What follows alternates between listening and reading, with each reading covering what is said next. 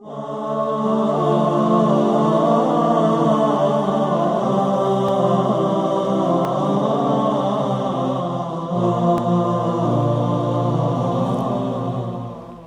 باللہ من الشیطان اللعین الرجیم بسم اللہ الرحمن الرحیم الحمدللہ رب العالمین رب اشرح لی صدری ویسر لی امری واحلل عقدۃ من لسانی یفقہوا قولی۔ ناظرین کرام السلام علیکم ورحمۃ اللہ وبرکاتہ۔ ایک مرتبہ پھر سے استقبال ہے آپ تمام ناظرین کا ہمارے اس پروگرام میں جسے ہم نے نام دیا ہے معرفت امام موسی کاظم علیہ السلام۔ ایک ایسا پروگرام جسے ہم خاص امام موسی کاظم علیہ السلام کی ولادت کے موقع پر آپ ناظرین کے لیے لے کر آئے ہیں، جس میں ہم بھی امام کے ذکر کو کر کے کچھ ثواب حاصل کریں گے اور چاہتے ہیں کہ آپ ناظرین بھی اس پروگرام کو دیکھیں، اسے زیادہ سے زیادہ مومنات تک پہنچائیں اور ثواب دارین حاصل کریں۔ اس گفتگو میں ہمارے ساتھ خواہر اعظمی زہرا رضوی بنی ہوئی ہیں، آئیے ان کا استقبال کریں۔ السلام علیکم خواہر۔ وعلیکم السلام ورحمۃ اللہ وبرکاتہ۔ بہت شکریہ خواہر آپ کا ایک مرتبہ پھر سے کہ اس گفتگو میں آپ ہمارے ساتھ ہیں، اللہ آپ کو جزائے خیر سے نوازے۔ جزاک اللہ خیر۔ ہم نے پچھلے ایپیسوڈ میں خواہر امام کی کمسنی کا تذکرہ کیا تھا، امام کے وہ کمالات جو کمسنی میں بھی آپ نے ظاہر کیے ان کا تذکرہ کیا، اور آخر میں ہم نے جو ہے وہ امام کس طریقے سے معجز نما ہیں، آپ کس طریقے سے جانوروں تک کی زبان کو سمجھتے ہیں، انہیں اپنی اطاعت کرنے کا حکم دے تو وہ اطاعت کرنے لگتے ہیں، اس کا تذکرہ ہم نے کیا۔ میں چاہ رہی ہوں آج ہم نہ صرف شیعوں کے اعتبار سے بلکہ نان شیعاز کے اعتبار سے بھی گفتگو کریں، کیونکہ ہمارا تو محکم عقیدہ ہے کہ امام نہ صرف یہ کہ معصوم ہیں بلکہ عصمت کے درجے پر فائز ہیں اور معجز نما ہیں ہر اعتبار سے، لیکن نان شیعاز جو ہیں وہ کیسے امام کی عظمت کا اعتراف کرتے ہوئے نظر آ رہے ہیں، اس کا اگر آپ یہاں تذکرہ کریں۔ اعوذ باللہ من الشیطان اللعین الرجیم بسم اللہ الرحمن الرحیم۔ یقیناً امام موسیٰ کاظم علیہ السلام کی شخصیت اتنی بلند و بالا تر ہے کہ اگر انسان غیر شیعہ ہی کیوں نہ ہو، لیکن اگر وہ جستجو اس کے اندر پیدا ہو اور وہ جاننے کی کوشش کرے تو وہ اعتراف ضرور کرے گا اس بات کا کہ ایک عظیم مرتبے پر آپ کی شخصیت کو اللہ نے فائز کیا ہے۔ اور اس حوالے سے چند اعترافات میں پیش کرتی چلوں کہ کس انداز سے ایک غیر شیعہ عقیدے کے حامل افراد ہیں لیکن اعتراف کر رہے ہیں کہ امام موسیٰ کاظم علیہ السلام کا مقام کیا ہے اور ان کی عظمت کتنی بلند ہے، کہ یہاں پر ابن حجر مکی کہ وہ امام موسیٰ کاظم علیہ السلام کے بارے میں کیا کہتے ہیں۔ امام ابن حجر مکی ایک بہت ہی مشہور و معروف نام ہے، لہٰذا ابن حجر مکی کہتے ہیں کہ آپ علم و معرفت میں، یعنی امام موسیٰ کاظم علیہ السلام کہ آپ علم و معرفت، فضل و کمال میں امام جعفر صادق علیہ السلام کے وارث اور جانشین تھے، اور دنیا کے سب سے بڑے عبادت گزار، عالم اور سخی تھے۔ یعنی اتنی تمام صفت کا اعتراف ابن حجر مکی نے کیا ہے۔ اب دوسرے ابن طلحہ شافعی کہتے ہیں کہ آپ انتہائی قدر و منزلت کے مالک اور عظیم الشان مجتہد تھے، عبادات و طاعت میں مشہور زمانہ اور کرامات میں شہرۂ آفاق پر تھے۔ تمام رات عبادت میں آپ کی بسر ہوتی تھی اور دن میں صدقہ اور صیام انجام دیا کرتے تھے۔ یعنی اس انداز سے آپ کی زندگی عبادت کے، سخاوت کے، یعنی ہر پہلو کی اعتبار سے اس بات کا اعتراف کیا جا رہا ہے۔ تیسری مثال علامہ شبلخجی کے بارے میں پائی جاتی ہے کہ یہ کہتے ہیں کہ آپ بڑی قدر و منزلت والے منفرد امام تھے اور عظیم الشان حجت خدا تھے، نمازوں کی وجہ سے تمام رات جاگتے تھے اور دن میں روزہ رکھتے تھے۔ ایک اور اعتراف ابن صباغ مالکی نے جو کیا ہے کہ آپ اپنے دور کے سب سے بڑے عالم، عبادت گزار، سخی اور بلند نفس کے انسان تھے۔ یعنی یہ تمام کوالٹیز جو ہیں جو بار بار ریپیٹ ہم سن رہے ہیں لیکن الگ الگ شخصیتوں کے ذریعے بیان کی ظاہر سی بات ہے، لیکن الگ الگ شخصیتیں ہیں کہ کوئی مالکی مذہب سے فرقے سے تعلق رکھنے والا، کوئی شافعی فرقے سے تعلق رکھنے والے ہیں، لیکن وہاں پر بھی یہ علماء کرام اس بات کا اعتراف کرتے ہوئے نظر آ رہے ہیں۔ پھر آپ عابد ترین اہل زمانہ اور کریم ترین دورہ تھے، آپ کے فضائل و کمالات بے شمار ہیں۔ یہ کون کہہ رہے ہیں؟ حسین وائز کاشفی، انہوں نے بھی اس چیز کو پیش کیا ہے۔ پھر روضۃ الاحباب میں اس بات کا ذکر کیا گیا امام موسیٰ کاظم علیہ السلام کے بارے میں کہ آپ باپ قدر و منزلت کے اعتبار سے بزرگ ترین اہل عالم تھے اور اپنے پدر بزرگوار کی نص کے مطابق ولی امر امت قرار پائے ہیں. یعنی ان تمام چیزوں کا اعتراف امام کاظم علیہ السلام کے حوالے سے کیا جا اسی رہا بات کا ہے کہ یہ اقرار کر رہے ہیں کہ یہ حجت خدا ہیں, یہ امام ہیں, اور اس کے باوجود جو ہے وہ امام کو امام نہ ماننا اور ان کی اطاعت نہ کرنا. یقیناً مطلب ایک عام سا انسان, میں کوئی بہت بڑی عالمہ نہیں ہوں یا میرے پاس کوئی اتنا علم نہیں ہے کہ میں اپنے آپ کو عالمہ کہہ سکوں, اور مجھے تعجب ہوتا ہے ایسے لوگوں پر کہ جو خود اتنے بڑے عالم تھے, جن کے نام پر پورے مسلک اور انہوں نے تو اپنے عقیدے کو یہاں پر درست کرنے کے لیے ان باتوں کو یقیناً پیش کر دیا. اب فریضہ ان پر عائد ہے کہ جو ان کی طرف رجوع کرتے ہیں کہ انہوں نے کیا بیان کیا ہے, کس شخصیت کے بارے میں کیا کچھ بیان کیا ہے, تو لہٰذا ایک مرتبہ اس شخصیت کے بارے میں جاننے کی کوشش کریں. ہو سکتا ہے کم علمی کے بنا پر یہ باتیں عام ہو رہی ہوں, تو لہٰذا علم کے مقام پر آئیں, جاننے کی کوشش کریں, مطالعہ کریں. نہیں شیعہ عالم دین سے اگر نہیں تو کم از کم اپنے ہی فرقے سے, اپنے علماء سے بھی ان شخصیتوں کے بارے میں سوال کریں کہ وہ بلند شخصیتیں تھیں جو کہ رسول اللہ کی اعلی اولاد ہیں, ان کے اہل بیت اطہار میں سے ہیں. تو لہٰذا ایک مرتبہ معرفت کی طرف بڑھنے کی ایک کوشش ضرور ہوگی اور انسان پہنچ پائے گا اس مقام. اللہ کرے کہ ہمارا یہ پروگرام وسیلہ بنے اس چیز کے لیے. خیر, آپ نے ابھی جو جتنے بھی علماء کا یہاں پر تذکرہ کیا, سب نے جو ہے امام کی عبادت کا یہاں پر بہترین تذکرہ کیا, اعتراف کیا اور کہا کہ بہترین عبادت گزار تھے, اور اس میں کوئی دو رائے بھی نہیں ہو سکتی, اس میں کوئی شک و شبہ بھی نہیں ہے. میں بس اس لیے چاہ رہی ہوں کہ آپ امام کی عبادتوں کا تذکرہ کریں یہاں پر تاکہ ہماری معرفت میں اور اضافہ ہو سکے. مطلب کوئی شک نہیں ہے اس میں, یقیناً بے شک یہ تمام شخصیتیں انہوں نے ہمیں عبادتوں کا سلیقہ سکھایا ہے. میرے ابو کہا کرتے تھے کہ امام کا عمل جو ہے وہ ہر عمل کا امام ہوتا ہے. یعنی امام اگر بول دے تو وہ کلام کا امام ہے, امام اگر سجدے میں چلا جائے تو وہ تمام سجدوں کا امام ہے. اسی طریقے سے امام کی عبادت بھی یقیناً سب کی عبادتوں پر بھاری ہے. تو آپ اگر امام کی عبادات کا یہاں پر تذکرہ کریں. جی خواہر, بے شک جیسا کہ ابھی ہم دیکھ رہے ہیں جو یہ اعترافات تھے اس میں بھی عبادتوں کا بار بار ذکر کیا گیا ہے کہ آپ پوری رات عبادتوں میں, پورا دن آپ روزے سے ہوا کرتے تھے, اور کس طرح کی عبادت رہی ہوگی کہ ہم اندازہ بھی نہیں لگا سکتے. کچھ مثالیں پیش کی گئی ہیں, جیسے کہ امام موسیٰ کاظم علیہ الصلوۃ والسلام کو جب قید و بند کی مصیبتیں سہنی پڑی اور قید خانے میں ڈالا گیا. اچھا, قید خانے کا عالم ایسا ہوتا ہے, انسان تنہا ہوتا ہے, پریشان حال ہوتا ہے, اور اس وقت ایک ہی دعا اس کے ذہن میں آتی ہے کہ کسی طرح سے قید خانے سے اسے رہائی میسر ہو جائے. انسان یہی سوچتا ہے.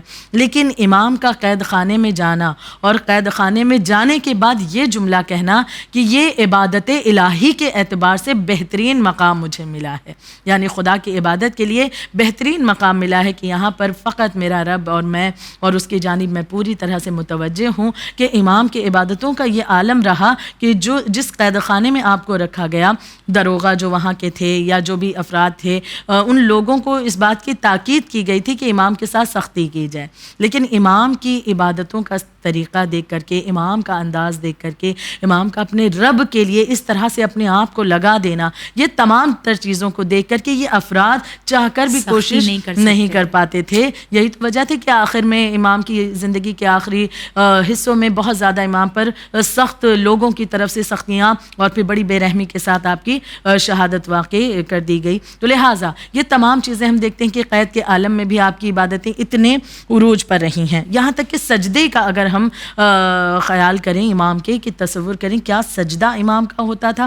کہ روایت کے جملے ہیں کہ بعض اوقات اکثر و بیشتر یہی ہوتا کہ امام نماز صبح کا سجدہ اتنا طویل کرتے کہ وہ ظہر سے مل جایا کرتا تھا.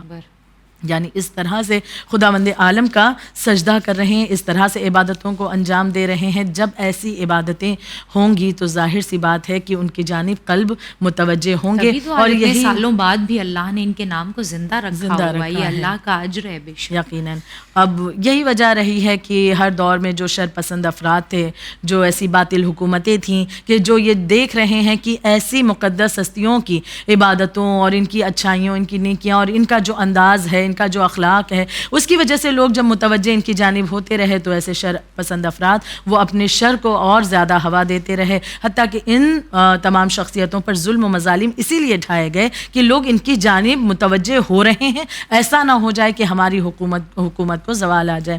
لہٰذا یہ مثالیں سجدے کے حوالے سے بھی ایک اور مثال پائی جاتی ہے کہ خود ہارون رشید نے بھی شان عبادت کو دیکھ کر کے یہ کہا تھا، اس بات کا اس نے بھی اعتراف کیا تھا کہ کیا کروں کہ ایسا عابد و زاہد بشر ہے کہ میرا دل نہیں چاہتا کہ میں اس پر ظلم کروں، لیکن پھر دوسری طرف اس بات کا بھی اعتراف کر رہا ہے کہ حکومت کی خاطر اور یہ دنیا کی خاطر وہ ان تمام مظالم کو امام پر ڈھا رہا ہے۔ یہاں پر ایک بہت بڑا نقطہ خار یہاں پر وہی ہے کہ انسان کی آرزو طمع اس کو کیا کچھ کرنے پر مجبور کر دیتی ہے، اور اللہ ہمیں بچائے ایسی آرزوؤں سے، اللہ ہمیں محفوظ رکھے ایسی آرزوؤں سے جو ہمیں، اور ضروری نہیں ہے کہ ہم صرف امام یا حجت کی بات کریں، ہم اگر کسی مومن کا حق بھی مار دیتے ہیں اپنی کسی آرزو کے لیے تو ہم اتنے ہی بڑے گنہگار ہیں جتنا کہ یہ۔ اور بس چاہتی ہوں کہ کسی طریقے سے یہ جو معاشرے میں پھیلی ہوئی ہے بات کہ چھوٹی موٹی اپنی آرزوؤں کے لیے ہم کسی کا حق مار دیا کرتے ہیں، اور ضروری نہیں ہے کہ وہ حق کوئی پراپرٹی یا بڑی چیز ہی ہو،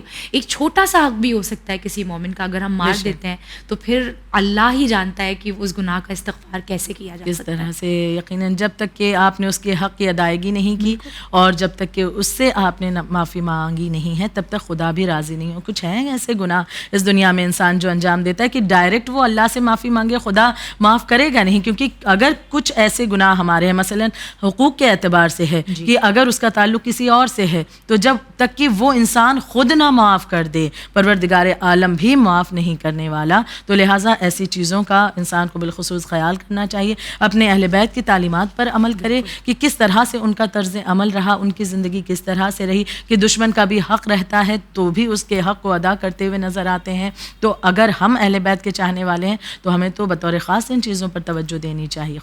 ہر امام کا ایک مقصد جو سب سے بیسک تھا اللہ کی جانب سے وہ تبلیغ دین تھی۔ خیر امام موسی کاظم علیہ السلام کا طرز تبلیغ کیا تھا؟ آپ کس طریقے سے دین اسلام کو، اہل بیت علیہ السلام کے حقوق کو لوگوں تک پہنچاتے تھے؟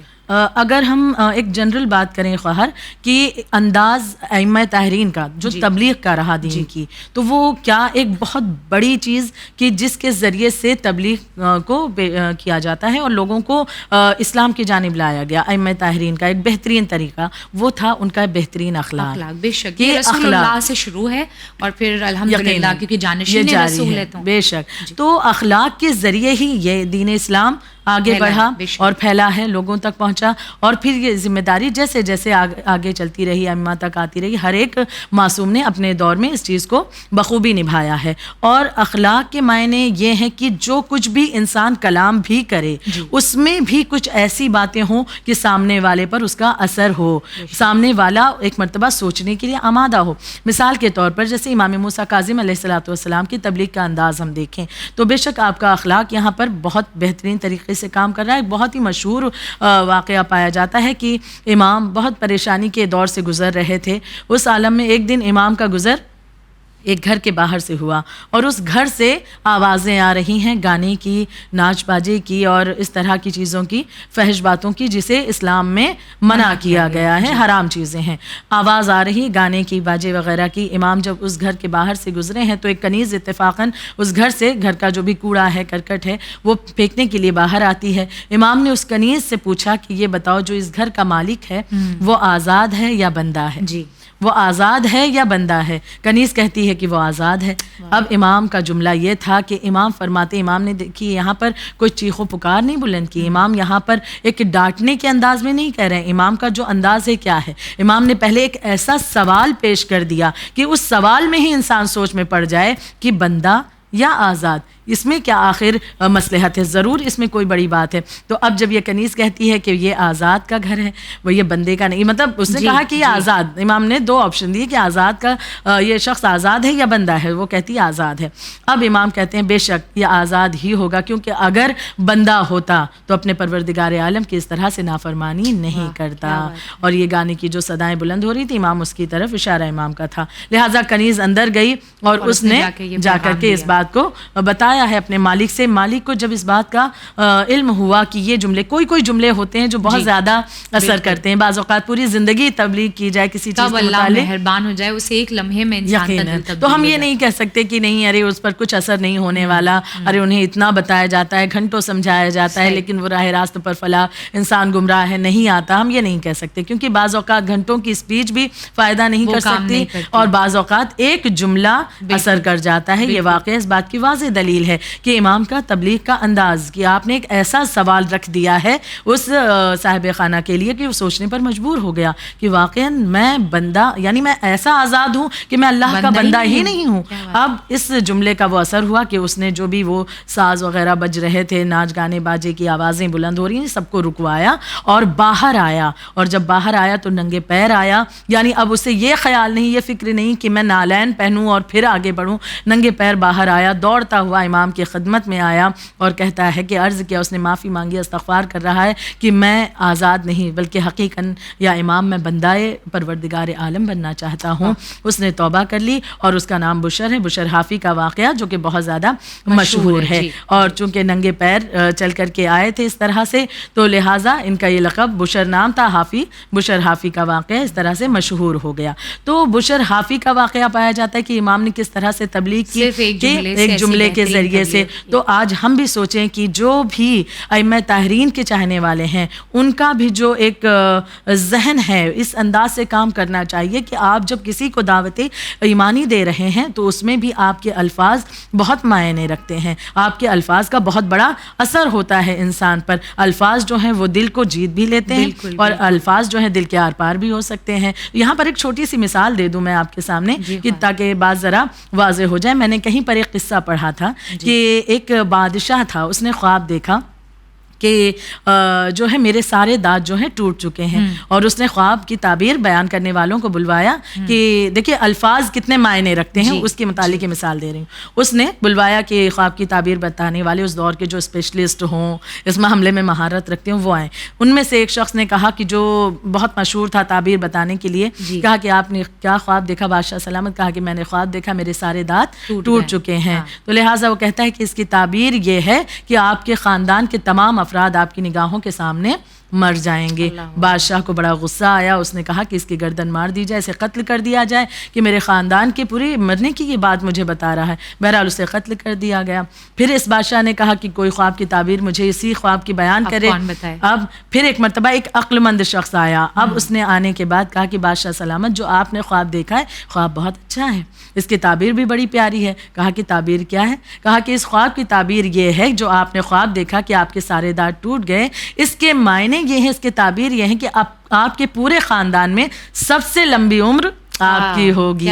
بادشاہ خوش, اور کہا کہ اسے انعام و اکرام سے نوازا جائے, بہت کچھ اسے عنایت کیا. تو بات کیا وہی نہیں تھی, مفہوم تو دونوں باتوں کا وہی تھا کہ لیکن بات کا انداز اور جملوں کا انتخاب, الفاظ کا انتخاب معنی رکھتا ہے کہ آپ جو کہہ رہی ہیں اس کا اثر کیا ہو رہا ہے. بہت ایک مشہور کہاوت ہے کہ زبان چلانا سیکھنا انسان کو صرف 2 یا 3 سال لگتے ہیں بولنا, لیکن کب بولنا ہے, کہاں بولنا ہے اور کیا بولنا ہے, یہ بولنے میں پوری زندگی بیت جاتی ہے. اور یہ بہت بڑا ہنر ہے. جن کے پاس یہ ہنر نہیں ہے انہیں زندگی میں بہت سے مسائل پیش آتے ہیں. یقیناً ہم روزمرہ کی زندگی میں, اپنے اعتراف میں, اپنی خود کی زندگی میں دیکھیں ہم سے یہ غلطیاں ہوتی ہیں. اگر ہم الفاظ کو صحیح طریقے سے بغیر سوچے سمجھے کچھ کہتے ہیں تو ہم نقصان اٹھاتے ہیں. بعض اوقات کسی کا دل دکھا بیٹھتے ہیں ان الفاظ کے ذریعے, اور وہی الفاظ سوچ سمجھ کر اگر استعمال کیے جائیں تو ہو سکتا ہے کہ کسی کو ہم نے ایک راستہ دکھانے کے لیے, ایک گائیڈ کرنے کے لیے بتایا ہے, اس انسان کو باتیں اچھی بھی لگتی ہیں.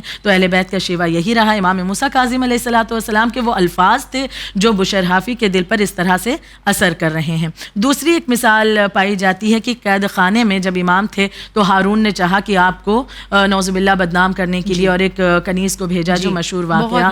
اور پھر اس کنیز نے بھی امام کا طرز عمل یہ دیکھا کہ آپ کے اخلاق, آپ کی عبادت کو دیکھ کر کے وہ کس طرح سے ایمان لے آئی. تو یہاں پر بے ساختہ کہنے کا دل چاہتا ہے کہ ایک مصر میں جناب یوسف تھے کہ جب معاملہ اس طرح کا ان کے سامنے پیش آیا تو وہ اپنی عزت کو بچا کر کے کسی طرح بچا پائے, لیکن جب بات امام موسیٰ کاظم علیہ الصلوۃ والسلام کی آئی تو آپ کے وجود سے وہ انقلاب برپا ہوا کہ آنے والی کنیز ایمان لے آتی ہے. وہ بالکل اسی وقت فوراً اسی وقت وہ ایمان لے آتی ہے, اس کا دل پلٹ جاتا ہے. تو یقیناً یہ معصوم ہستیوں کا اعجاز ہے. جی غیر امام معصوم کے ارشادات, وہی میں نے جو پہلے بھی جملہ کہا کہ امام کا ہر عمل انسانوں کے عمل کا امام ہوتا ہے, تو یقیناً امام کے جملے بھی جو ہوتے ہیں وہ ہمارے عام زبانوں کی سردار ہوتی ہیں کہ ہر بات میں ہر لفظ میں ایک بہترین پیغام چھپا ہوتا ہے. اور جیسا ابھی آپ نے ایک بہت عمدہ بشرے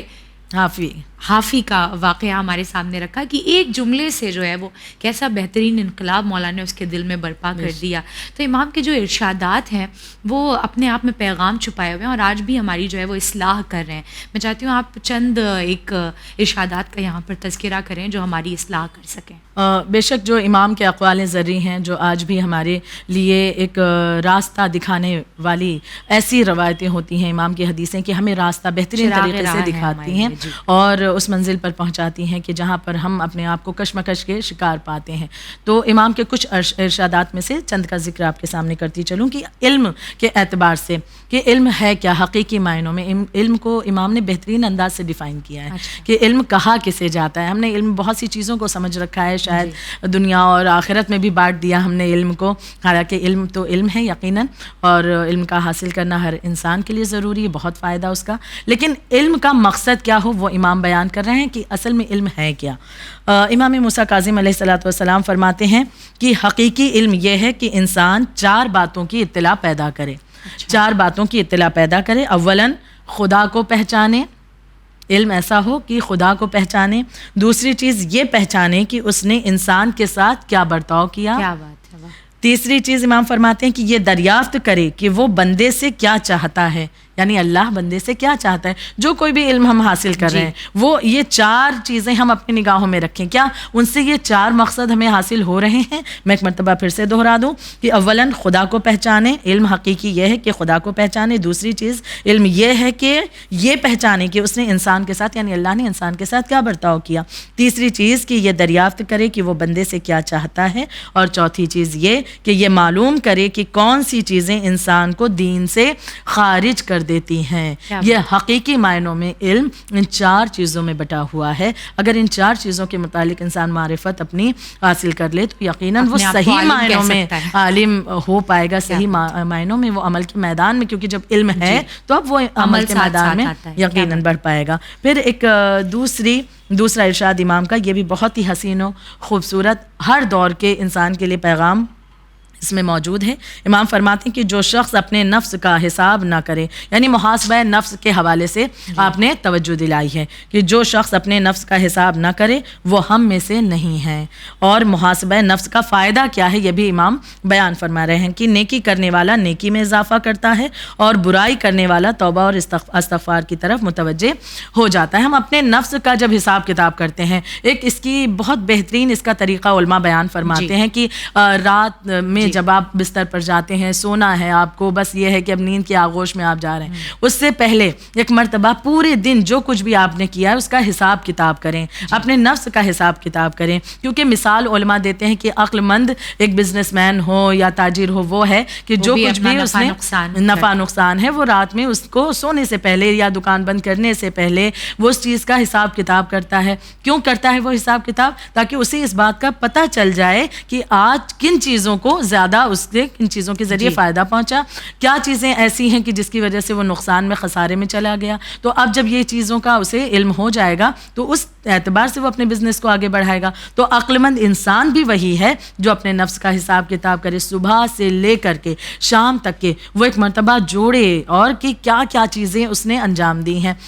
صبح اٹھا اس نے کیا کام کیا, پھر باہر نکلا گھر سے اس نے کیا کیا چیزیں انجام دی ہیں. اب اسے خود بخود پتہ چلتا جائے گا کیا صحیح تھا, کیا کیونکہ وہ جو غفلت کی زندگی ہوتی ہے نا کہ بس وہی کہ صبح اٹھے جو کچھ شام تک کے الٹا سیدھا ہم نے غلط سلط کیا کرتے چلے گئے, اور پھر رات میں آ کر کے بستر پر بس چین کی نیند سو گئے, پھر صبح اٹھے پھر اسی طرح سے روزمرہ کی وہی گناہوں والی زندگی میں ایک مرتبہ بھی جاننے کی کوشش نہیں کی کیا ہم نے کیا.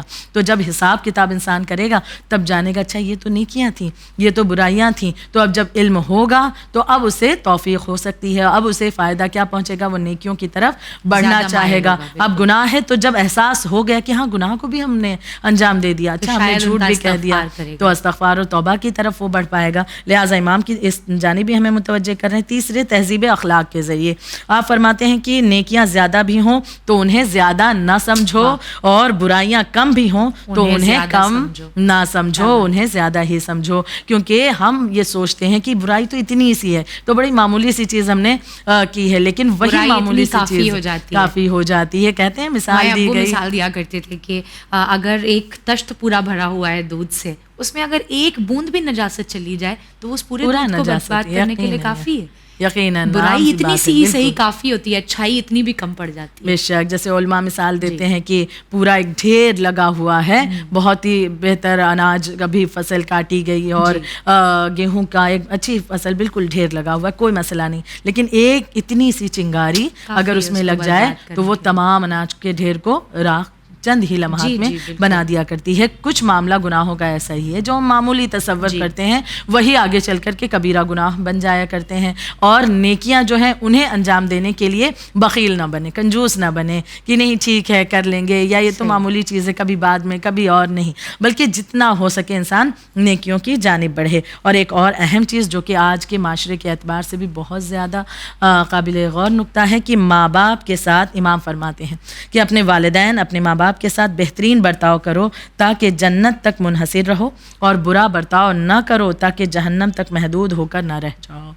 یعنی والدین کی اطاعت, یہاں پر جنت و جہنم کا معاملہ آ رہا ہے. ان کی اگر اطاعت انسان کر رہا ہے تو جنت کا حقدار ہو جائے گا, اور اگر ان کے دل کو تکلیف پہنچا رہا ہے, انہیں اذیت دے رہا ہے, تو اس کے لیے جہنم یقینی ہے. امام کے ارشادات میں سے چند کا میں نے آپ کے سامنے ذکر کیا. اگر ہم مطالعہ کریں یقیناً بہت سی ایسی چیزیں ہیں.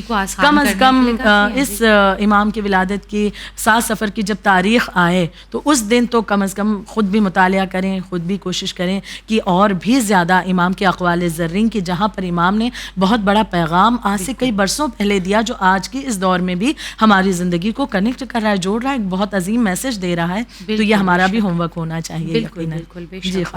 اور ہر کسی کے برتھ ڈے پر جو ہے وہ ہم اسے کچھ گفٹ دیتے ہیں, تو کیوں نہ امام کی موقع ولادت پر ہم کم از کم یہ کر لیں کہ کسی ایک قول کو اٹھائیں اور اسے اپنی زندگی میں عمل پیرا ہونے کی کوشش کریں کہ یہ ایک قول جو امام نے بیان فرمایا انشاءاللہ اس پر ہم اپنی زندگی میں عمل کریں گے. وہ چاہے ان میں سے کوئی ہو یا کوئی آپ اپنی طرف سے آپ کے ذہنوں میں بچوں کو یاد کرائیں. بہترین طریقہ کہ بچوں کو جیسے ہم بتاتے ہیں کہ دیکھیے امام کی شہادت ہے تو آپ کو غم منانا ہے, امام کی ولادت کا معاملہ, یہ تمام چیزیں ہیں. تو آپ یہ بھی بتائیں کہ بھائی ایام عزا ہے, اس وجہ سے امام کی ولادت کی خوشی کا اظہار تو نہیں کیا جا رہا ہے, لیکن کم از کم امام کی سوانح حیات کو جاننے کی کوشش کریں. امام کے ان ارشادات میں سے ایک آدھ بچوں کو یاد کرائیں اور پھر ان سے سنیں کہ انہیں اس چیز کے بارے میں کتنا انہیں یاد ہے, یاد دہانی کتنی رہی, اور اس چیز کی وضاحت کریں. کیونکہ انسان اتنی عقل و فہم رکھتا ہے کہ ارشاد امام کا ایک جملہ ہے, امام کا کوئی قول ذری ہے, اسے بیان کر کے اسے بچوں کو سمجھا دیا آسان سا کچھ لے کر کے. مثال کے طور پر ماں باپ کی اطاعت کے بارے میں ہی بچوں کو بتایا جائے, فائدہ ہے یقیناً کہ اولاد فرما بردار رہے گی. بے شک بے شک. تو یہ بھی ایک کوشش, ایک پہل کی جا سکتی ہے. بالآخر خواہ بس میں یہ چاہ رہی ہوں کہ آپ امام علی مقام کے معجزات اور کرامات بتاتے ہوئے یہاں پر کوئی ایک واقعہ پیش کریں. ہم نے پچھلے ایپیسوڈ میں امام کی جو ہے وہ کمالات کے اعتبار سے گفتگو کی اور آپ کے علم اور عبادات کے اعتبار سے گفتگو کی. بس یہی ایک پہلو رہ گیا. میں چاہ رہی ہوں اس کا بھی آپ تذکرہ کر دیں کہ امام کا معجزات پہ کیا غلبہ تھا اور آپ کی کیا کرامات تھیں. جی خواہر, امام کے کرامات معجزات یوں تو بہت سارے رقم کیے گئے ہیں. میں چند کا ذکر کر دوں آپ کے سامنے کہ جیسے کہ ایک واقعہ بہت مشہور بھی ہے کہ ایک شخص نے ایک صحابی کے ہمراہ امام کی خدمت میں 100 دینار جو ہے روانہ کیے. جب یہ شخص مدینہ پہنچا تو اس نے سوچا کہ یہ دینار جو ہے انہیں پاک کر لیا جائے, اور پاک کرنے کے بعد اس نے گنا. اب جب گنا تو اس نے پایا کہ 99 ہیں، 99 ہیں. تو یہ ایک مرتبہ سوچ میں پڑ گیا کہ کہیں مجھ سے کہیں پر کوئی کوتاہی تو نہیں ہو گئی. تو اس نے اپنی جانب سے ایک اس میں ملا دیا اور پھر اس کے بعد امام کی خدمت میں لے کر حاضر ہوا. امام نے کہا کہ تھیلی کو کھول دو اور جو بھی دینار ہیں اسے سامنے رکھ دیا جائے. اب دینار تھیلی سے باہر نکالے گئے. امام نے اس میں سے ایک اٹھا کر کے اسے واپس کر دیا. اس نے اب حیران ہے لیکن یہ سمجھ رہا ہے کہ امام وقت ہیں اور پھر معصوم ہیں، علم غیب رکھتے ہیں، تو ان سے کوئی بات چھپی ہوئی نہیں. کہا کہ امام لیکن ایک دینار کی کمی. امام فرماتے ہیں کہ نہیں، مسئلہ یہ نہیں ہے، دینے والے نے وزن کے اعتبار سے دیا تھا، لہٰذا اس نے گن کر نہیں دیا تھا، وزن کے اعتبار سے دیا تھا، اور وزن کے اعتبار سے اگر اسے گنا جاتا تو وہ 99 ہی تھے. لہٰذا میں اپنی جانب سے ایک دینار ملانے کی ضرورت نہیں ہے. یعنی امام کے علم غیب کی ایک دلیل یہ، امام نے گنا نہیں کہ پہلے گنا ہوتا اور اس کے بعد امام نے جیسے ہی وہ تھیلی کھولی گئی ایک دینار فوراً امام نے اس شخص کے حوالے کر دیا. یعنی کہ امام کا علم غیب آپ جانتے تھے کہ اس میں سے ایک سکہ جو ہے وہ اس نے اپنی جانب سے ملایا ہے. جی. اور دوسری ایک مثال پائی جا رہی ہے امام کی کرامات کے اعتبار سے کہ ایک شخص کا بیان ہے کہ علی بن یقین نے میرے ذریعے سوالات روانہ کیے. کچھ سوالات تھے امام کی خدمت میں، انہوں نے بھیجے. اب جب وہ امام کی خدمت میں پہنچے ہیں تو امام نے لفافہ امام کو دیا گیا، لیکن امام نے لفافہ کھولے بغیر اپنی آستین سے ایک جو ہے لفافہ نکالا اور کہا کہ اس میں ان سوالات کے جوابات موجود ہیں، عنایت کر دیے کہ یہ لے جا کر کے آپ انہیں دے دیجیے. یعنی سوالات کو دیکھے بغیر، لفافہ کھولے بغیر آپ نے سوالات کے جوابات عنایت کر دیے. پھر ایک اور آپ کی کرامت پائی جاتی ہے کہ جب سفر حج کے لیے روانہ ہوئے، لوگوں نے دیکھا کہ ایک شیر چلا آ رہا ہے. لوگ ذرا خوف زدہ ہوئے، لیکن وہ شیر امام موسیٰ کاظم علیہ السلام کے پاس آیا اور آنے کے بعد بڑے ہی ادب و احترام سے جیسے وہ اپنے سر کو جھکائے ہوئے ہے اور پھر اس نے کچھ کہنا اپنی زبان میں، وہ کچھ کہتا جا رہا ہے. امام نے اس کی باتوں کو سنا اور امام نے جواب بھی دیا. کچھ دیر کے بعد وہ مطمئن ہو کر شیر وہاں سے پلٹ گیا. اب جو لوگ تھے وہ حیران ہو کر پوچھنے لگے کہ یا امام، یہ شیر کا آنا اور کیا اس نے کچھ آپ سے کہا، اس طرح سے پیش آنا، آخر ماجرا کیا ہے؟ امام فرماتے ہیں دراصل یہ جو شیر آیا ہے کہ اس کی جو شیرنی ہے اس کے متعلق کچھ مسئلہ تھا اور وہ بیمار تھی، اس کی شفا یابی کے لیے دعا کرانے کی غرض سے یہ جانور میری خدمت میں حاضر ہوا. میں نے اس کے حق میں دعا کی، یہ مطمئن ہو کر کے یہاں سے روانہ ہو گیا. یعنی اس طرح سے بہت سے کرامات امام کے ظاہر ہوتے رہے کہ لوگوں نے دیکھا ہے کہ امام کے جو معجزات ہیں زمانے کے سامنے اس طرح سے آتے رہے اور ایمان والوں کے ایمان میں اور زیادہ اضافہ ہوتا ہے. تو پھر بس ضرورت صدق دل سے دعا مانگنے کی ہے، انہیں اللہ کے بارگاہ میں وسیلہ بنانے کی ہے. جو جانوروں کی تکلیف کو نہیں برداشت کر سکتے وہ اپنے چاہنے والوں کی تکلیف کو کیسے برداشت. اور پھر امام موسیٰ کاظم علیہ السلام کو باب الحوائج بھی کہا گیا، حاجتوں کا در کہا گیا. یہ لقب آپ کو بھی دیا گیا، جہاں پر یہ لقب مولا حضرت ابو الفضل العباس علیہ السلام، جناب علی اصغر علیہ السلام، وہیں امام موسیٰ کاظم علیہ السلام کو بھی باب الحوائج کہا گیا ہے. تو لہٰذا اپنی فریادوں کو، اپنی تمناؤں کو، اپنی جو بھی پریشانیاں ہیں، مشکلات ہیں، باب الحوائج کے در پر رکھ دیں، ان کے حضور پیش کر دیں. اس کے بعد ان مشکلات کو حل کرنے کا بہترین راستہ یہ شخصیتیں ہمیں عطا فرماتی ہیں. انشاءاللہ الہی آمین. اتنی بہترین دعا آپ نے کر دی ہے کہ بس یہیں پر اختتام کرتے ہیں. لیکن اس سے پہلے آپ کا بہت بہت شکریہ خواہر کہ آپ نے بہت عمدہ طریقے سے امام کی اتنی طویل زندگی کو جو ہے وہ چند ایک منٹ میں ہمارے سامنے ان 2 ایپیسوڈز میں رکھا. اللہ آپ کو جزائے خیر سے نوازے. جزاک اللہ خیر. ناظرین کرام، یہ امام موسیٰ کاظم علیہ السلام کی ذات اقدس جو اپنے آپ میں کسی تعارف کی محتاج نہیں ہے، لیکن کیونکہ آپ کی ولادت کا موقع ہے، 7 صفر آپ کی ولادت کی تاریخ ہے، ہم چاہتے تھے کہ امام کی زندگی کا ایک چھوٹا سا تعارف آپ کے سامنے رکھا جائے تاکہ ہم اپنے آپ کو پھر سے ایک مرتبہ پروردگار عالم کے سامنے اپنی خوش نصیبی کا اعتراف کریں، اس کا شکرانہ ادا کریں کہ اس نے کیسی بہترین ہستیوں سے ہمیں منسلک کیا ہے، ہمیں وابستہ کیا ہے. اور بس اللہ ہمیں توفیق دے کہ ہم جس زبان سے انہیں اپنا کہتے ہیں، اپنے اعضاء و جوارح سے، اپنے اعمال سے بھی ان کے ہونے کا اعلان کریں اور ثابت کریں کہ ہم امام کے چاہنے والے ہیں. اسی کے ساتھ میں سید نظر فاطمہ لیتی ہوں آپ تمام ناظرین سے وداع. آپ دیکھتے رہیے چینل ون. ہم دوبارہ حاضر خدمت ہوں گے کوئی اور پروگرام لے کر. تب تک کے لیے فی امان اللہ.